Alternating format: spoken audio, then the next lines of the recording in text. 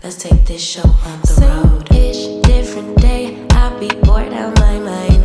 Hometown, love my place, but while I'm in my prime, gotta go get away. Hop a train, cop a flight, and ride. Tonight I gotta break free. If you want to know how to make the best ever New Year's Eve black-eyed peas, then keep watching this video for exactly how to do it. We're gonna go ahead and start by preparing our vegetables. I'm using about a half of a large green bell pepper. I'm gonna give it just a rough chop, nothing too small. You don't have to dice it too crazy. Everything's gonna cook down really nicely. So just give it a nice chop and set it aside. I'm also gonna go ahead and chop up a white onion. You can use a yellow onion, whatever you prefer. I'm also gonna give this a rough chop. You don't have to dice it too small, but some people with their beans, they don't like to kind of like taste the vegetables in it. So one quick hack that you can consider is using a food processor. You can go ahead and just slightly chop up the vegetables, then pop them in a food processor to kind of get a really fine kind of like veggie paste going. If that's something that you prefer over like actually tasting the vegetables whole, that is another option that you can use as well. You can also totally skip this chopping step and instead use what Caribbean people like to use, which is just a green paste of sort, which is already a like chopped up version of aromatics. So that's another option to consider. I'm also going to go ahead and just measure out my seasonings. I'm using some kosher salt, smoked paprika, garlic powder, onion powder, a little all-purpose seasoning, and then a little touch of parsley. The next step here is just to chop up my bacon. You can also cook the bacon in the oven and then chop it up later. It's totally up to you. The bacon is really just another layer of flavor. I like to chop it up now so that I can cook my veggies with the bacon and like the flavor is just a little bit better in my opinion. So once we get the bacon nice and chopped, we're going to set that aside, and then we're also going to use some smoked sausage. This is actually the same process that I use for my collard greens or my fried cabbage. I like to use a smoked sausage, and then I also like to use like a hickory smoked bacon. It just makes everything taste better. Now you can use beef sausage and beef bacon if you don't eat pork, but I enjoy the taste of the pork bacon and also the taste of the beef sausage combined in this dish. It's just super flavorful. To my pot, I'm gonna go ahead and add just a tiny drizzle of olive oil. If your pot is nonstick, you really don't need the oil since you're also going to render down some bacon, but I'm a creature of habit. So in order to saute up my peppers and my onions, I did use about a teaspoon of olive oil. Once the onion and the bell pepper starts to become fragrant and a touch translucent, I'm going to go in with my sausage and my bacon. I'm going to combine everything in the pan and just give it a nice toss until it's nice and incorporated. And again, everything starts to kind of render down and cook nicely on a low to medium heat. You don't want this to cook too fast. You just want your bacon to slowly brown and you don't want your vegetables to burn.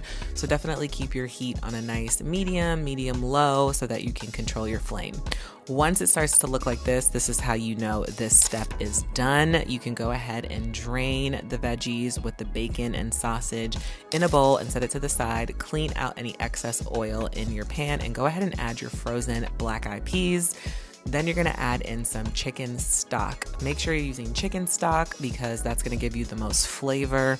That is basically the broth just cooked with bones, so that's why they call it stock. So that's gonna be the most flavorful here since we're not cooking this all day. We're simply cooking it on the stove, so we wanna make sure that we're adding flavor at every single layer that we can. Next up, we're gonna go ahead and add in those seasonings, add it straight into the bowl, and then right into that mixture, we're gonna also add back in our peppers, our onions, and our delicious cooked bacon and sausage. Give everything a really nice stir, combine it all together, and then we're basically going to let this simmer. I'm also going to infuse a little bit more flavor here. It is totally optional. If you don't have it, please don't go out searching for it, but I like to keep some chicken bouillon paste on hand. It really is something that adds a ton of flavor. I also like to use garlic paste, so that was some garlic paste going in, and then I'm gonna go ahead and hit it with a bay leaf and also that chicken bouillon paste that I mentioned earlier. It just gives that really like slow cooked flavor without you having to slow cook. So you can see I actually forgot to add it earlier before I started simmering, so I went back in and added it at this step, but you can add it once you have everything ready to go before you start to simmer. But once you add that in, y'all, it really is just a game changer to me with the flavor profile. It makes it more pronounced, it makes it more bold. You can kind of just taste the difference. So I like to keep it on hand for moments like this where I know I need to kind of have that like slow cooked all day flavor, but I'm skipping a few steps. And so this helps me to bridge the gap. So once that's all incorporated into the beans, you're gonna go ahead and give it a simmer for about 20 to 30 minutes until it starts to thicken up and look like this. Now, at this step, I think you can basically make your own decision about how you like your black-eyed peas. When it comes to beans or peas, I like to kind of like mash them down because that's gonna give a really nice like velvety, creamy texture to the entire dish. So I like to just use either an immersion blender, hand blender like the one you see here, to kind of just mash out a couple of the beans, and then you're gonna see that texture really start to thicken. It's gonna just look beautiful just like this. So you can either use a hand blender or go ahead and just mash it with the back of your spoon, and then you're just gonna serve it up. Your black-eyed peas for New Year's Eve is all done. You're gonna make some cornbread. This is my sweet potato cornbread that you see here. I have a video for that on my page, so definitely take a peek and check it out. But you're gonna serve up your black-eyed peas with your cornbread and you're gonna enjoy it. This is really a traditional kind of like American Southern comfort meal to enjoy. It's a tradition for New Year's Eve. I'm Jamaican, so this wasn't something I necessarily grew up doing, but over the years as I got introduced to it in adulthood, it's definitely something that I look forward to. I'm usually not the one making it because someone else is always making a big old pot of it, so I don't have to have my own, but I'm really happy that I gave it a go this year and it came out so amazing. So I hope you'll give it a try and let me know in the comments if you do. Happy New Year's, y'all, and enjoy.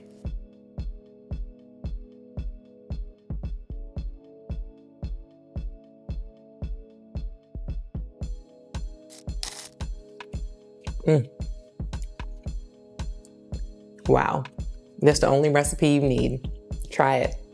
I hope you learned a few things, a quick and easy way to make New Year's Eve black-eyed peas. Y'all, this is so easy. You don't have to be cooking it all day. All you need is about 30-40 minutes and you can snap it together for you and the whole family. And I hope this recipe and this meal brings you good love, good health, a lot of prosperity, and of course, the best of luck in the new year. Until next time.